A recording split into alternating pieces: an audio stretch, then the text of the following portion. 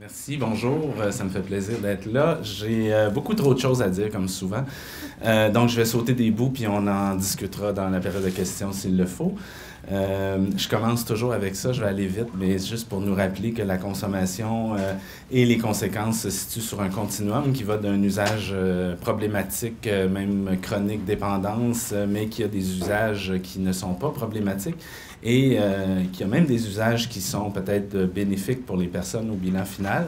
La majorité des consommateurs se situent dans le vert jaune, vert, heureusement parce qu'au nombre de consommateurs, si on était tous des consommateurs problématiques ou dépendants, on aurait un sérieux problème. Mais c'est important de garder ça en tête quand on pense à la prévention et aux politiques aussi, mais à toutes sortes de choses. Quand on parle de prévention, on a souvent le réflexe de se dire, bien, prévenir la toxicomanie ou la dépendance, c'est prévenir l'usage, c'est empêcher l'usage. Mais il y a différentes options en termes d'objectifs quand on fait de la prévention.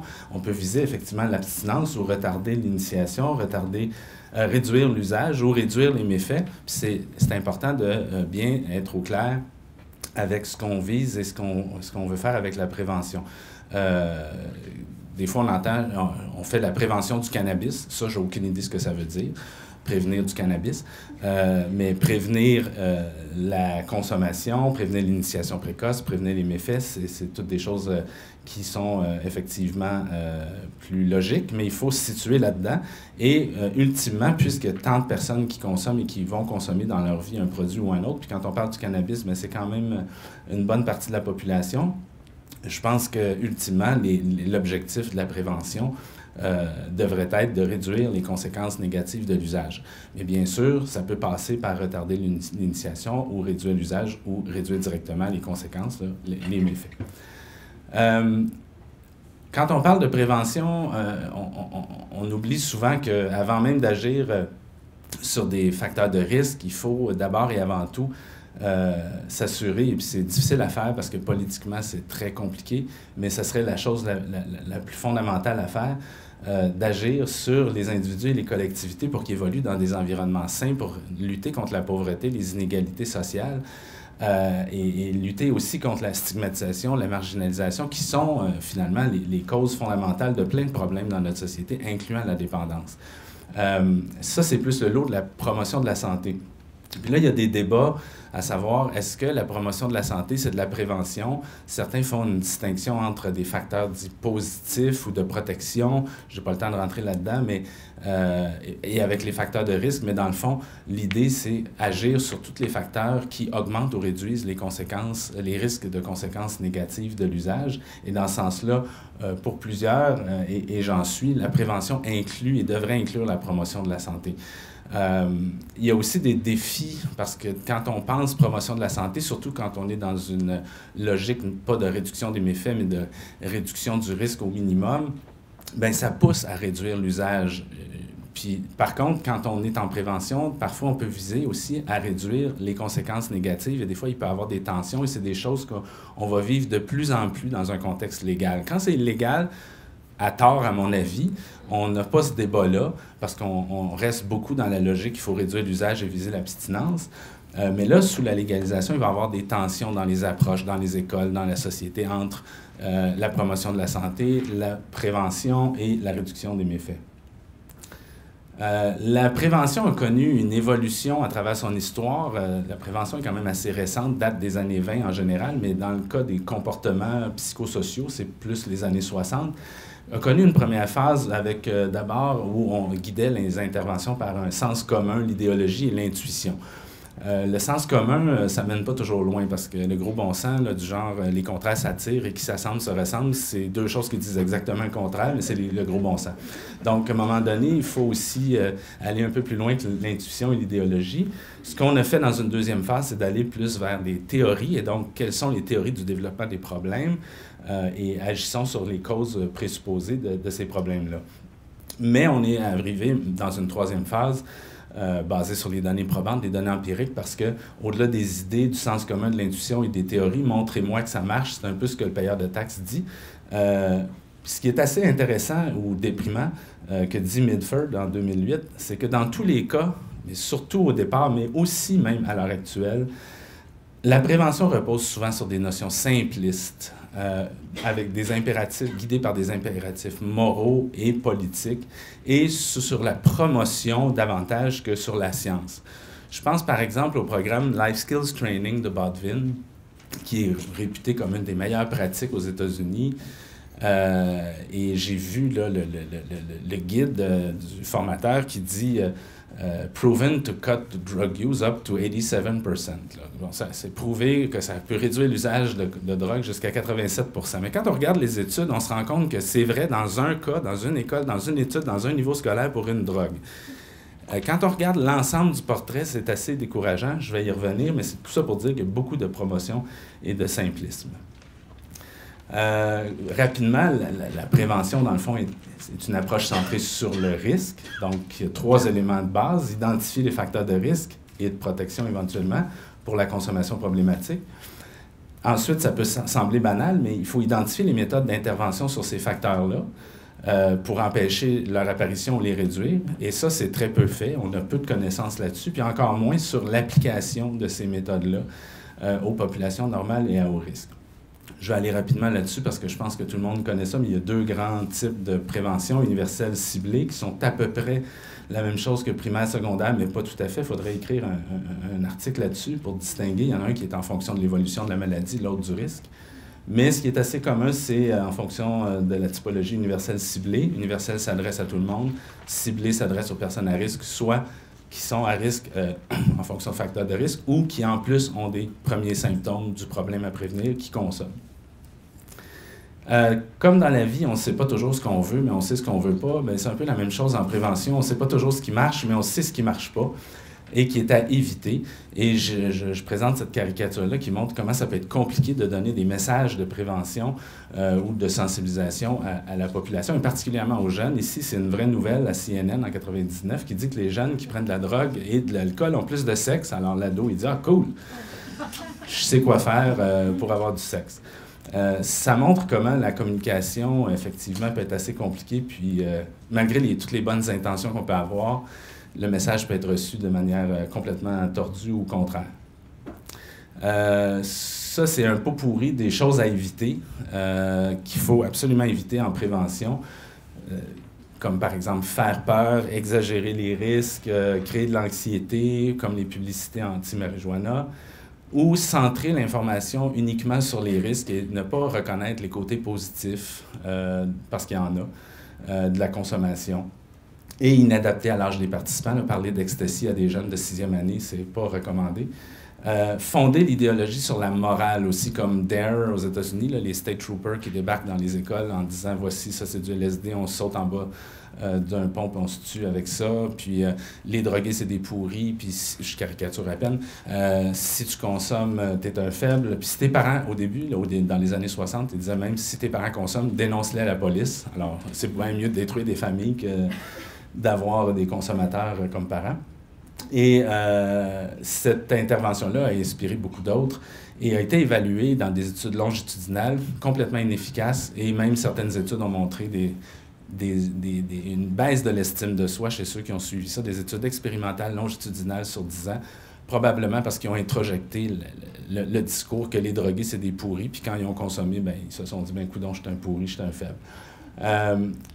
Éviter le jugement et l'intolérance. Éviter aussi de mettre devant des objectifs irréalistes. Quelqu'un qui ne reconnaît pas son problème, puis à qui on dit faut que tu cesses ta consommation ou c'est dangereux. Bref, ici, il faut aussi avoir des attentes réalistes, mais pas trop élevées, un peu comme les zones proximales de développement de Vygotsky, pour ceux qui connaissent le développement cognitif. Il ne faut pas que le défi soit trop grand. Parler des risques à très long terme, comme cirrhose du foie à des jeunes adolescents, ça ne parle pas beaucoup. Il vaut mieux parler de risques concrets à court terme, comme perte de permis de conduire, grossesse indésirée, ITSS, violence, victimisation. Puis éviter les exposés magistraux et en grand groupe aussi, qui ne favorisent pas l'interaction et l'intériorisation des notions apprises. Je vous présente, je remercie l'Association des médecins psychiatres du Québec pour me donner un exemple concret de ce qu'il ne faut pas faire, que j'utilise maintenant dans mes cours.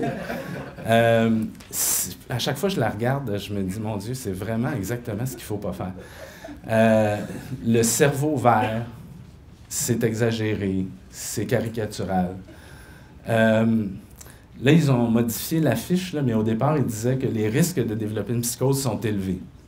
C'était écrit ça en dessous du égal, ce qui est pas vrai. Les risques de développer une psychose sont quand même faibles, même chez les personnes les plus à risque. Donc, c'est très important dans le langage de faire attention. Le 390, c'est une erreur, ça devrait être 290. Puis je ne vous parle pas déjà d'utiliser des odds ratio et de les transformer en pourcentage, ce qui est une chose qui est limite au point de vue méthodologique, mais qui est aussi un peu, je trouve, malhonnête, et de vouloir exagérer, comme Harper faisait en disant que le THC était 300 à 400% plus fort dans le cannabis.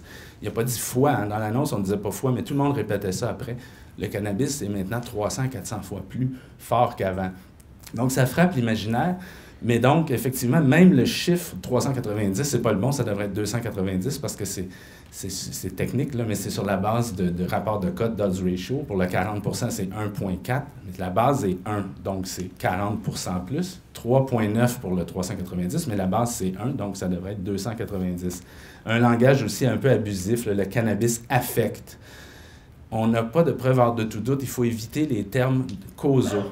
Associer, semble peut-être, mais dire affecte, ce sont exactement des choses à éviter et je trouve ça déplorable et c'est pour ça que j'en profite pour le déplorer. Et je pourrais parler aussi d'autres limites là, sur la démotivation, c'est controversé.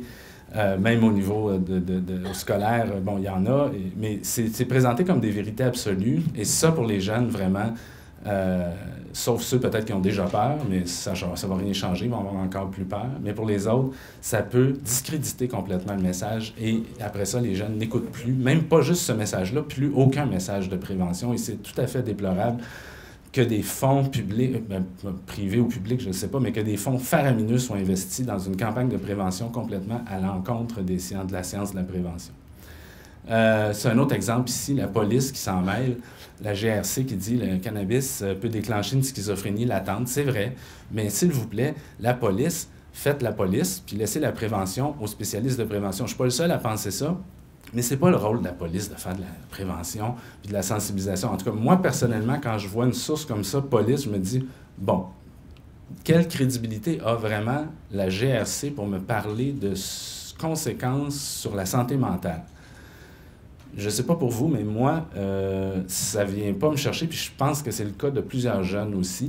La police a un rôle à jouer, peut nous expliquer les conséquences légales, mais je suis tout à fait d'avis qu'il y a une confusion des rôles et des genres quand la police, à la fois, est là pour assurer la sécurité publique, mais aussi faire de la prévention. Je pense que chacun a son rôle à jouer ensemble, mais ça ne devrait pas être le rôle de la police.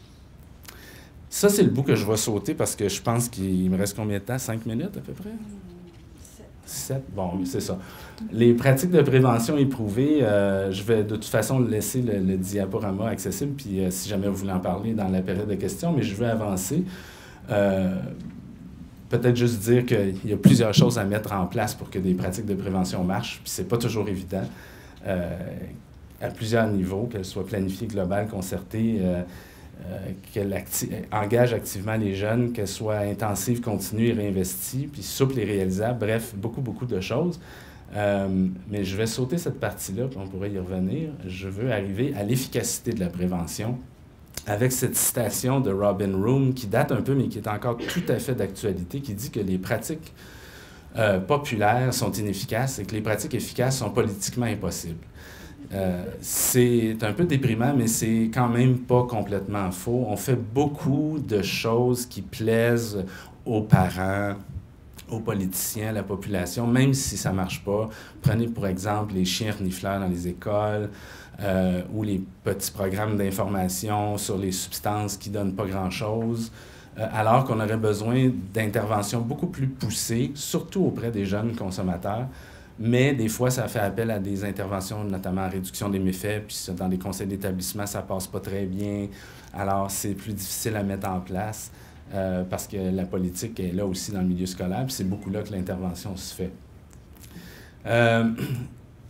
Puis justement, bien, l'efficacité, elle est limitée. Les résultats sont souvent modestes. La durée des effets mesurés sont souvent c'est souvent très court. Les effets sont souvent observés sur les connaissances, les attitudes, mais moins sur le comportement. Puis comme je vous le disais, le payeur de taxes, lui, il s'en fout des attitudes puis des connaissances. Il veut voir un changement de comportement.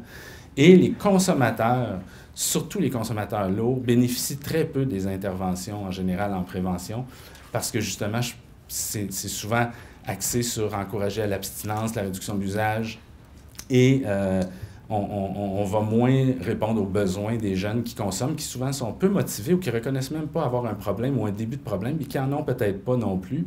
Et on leur parle un peu comme si c'était vraiment quelque chose de négatif. Ça appelait à changer, ça change, mais il y a encore beaucoup de limites à ce niveau-là. Il y a des gens qui ont réfléchi à pourquoi c'est pas efficace la prévention. Bien, justement, on voit qu'il y a peut-être des contradictions entre les principes à la base de l'éducation et ceux à la base de la prévention.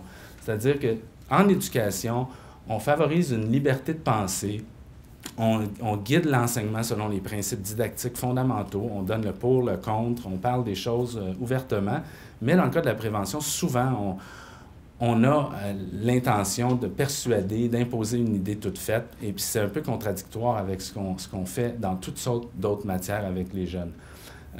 On est peut-être aussi en train de limiter des fois l'autonomie dans le choix d'amis, tout en augmentant l'autonomie dans la prise de décision. On dit, tu fais ce que tu veux, mais tiens-toi pas avec des drogués.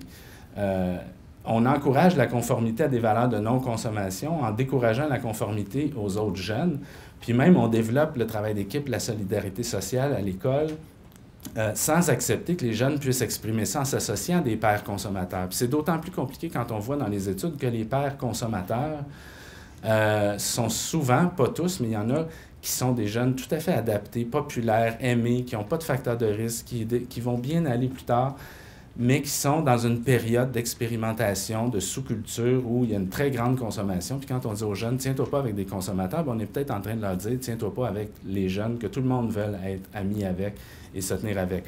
C'est juste pour montrer à quel point ça peut être compliqué. J'ai pas le temps de rentrer là-dedans, mais c'est pour montrer qu'il y a quelques trous. Ça, c'est vraiment un résumé des interventions préventives universelles en vert, ciblées sélectives en jaune ou indiquées en rouge, avec les étoiles niveau de preuve, en fonction des endroits dans la famille, à l'école, communauté, milieu de travail, et du développement de l'âge prénatal jusqu'à l'âge adulte. Et on voit que, justement, dans les écoles, par exemple, il y a très peu d'interventions ciblées, sélectives ou même indiquées auprès de consommateurs, sauf exception. Et c'est peut-être une des raisons pour laquelle aussi on a des problèmes dans l'efficacité de la prévention. Dans le contexte légal, il y a plusieurs questions qui se posent. Qu'est-ce que change la légalisation à la prévention? Ce qu'on fait déjà est-il encore pertinent? Qu'est-ce qu'il faut faire de plus, de mieux? Toutes ces questions-là nous demandent de se positionner. Il y a probablement beaucoup de choses qui vont rester pareilles. Ce qu'on fait, oui, c'est bien, mais il faut aller plus loin. Les risques juridiques, évidemment, vont tomber. Dans la prévention, on parle beaucoup de ça. Pas complètement, surtout chez les mineurs, parce que, comme on le disait, ils peuvent recevoir des contraventions. La qualité des produits, ça aussi, ça peut être moins problématique. Mais je pense que ce qu'on peut faire de plus et de mieux, c'est de changer un peu les objectifs. Puis c'est ce qu'on voit déjà avec la légalisation. On parle beaucoup plus de réduction des méfaits. On a le CAMH qui a publié des normes canadiennes, là, des directives canadiennes de réduction des méfaits en lien avec la consommation de cannabis. Moi, c'est quelque chose qui m'a toujours fasciné. Je me souviens, il y a 2-3 ans, je suis allé voir un site web en Suisse sur la prévention. Puis quand on arrivait sur l'alcool, c'était pour les adolescents, il y avait des informations factuelles, puis des conseils de réduction des méfaits. Quand on arrivait sur cannabis, prends-en pas. J'ai jamais compris pourquoi, sous la prohibition, on ne fait pas de réduction des méfaits, mais je constate que c'est ça qui se passe. Et donc, un avantage de la légalisation, c'est qu'on parle beaucoup plus de faire de réduction des méfaits.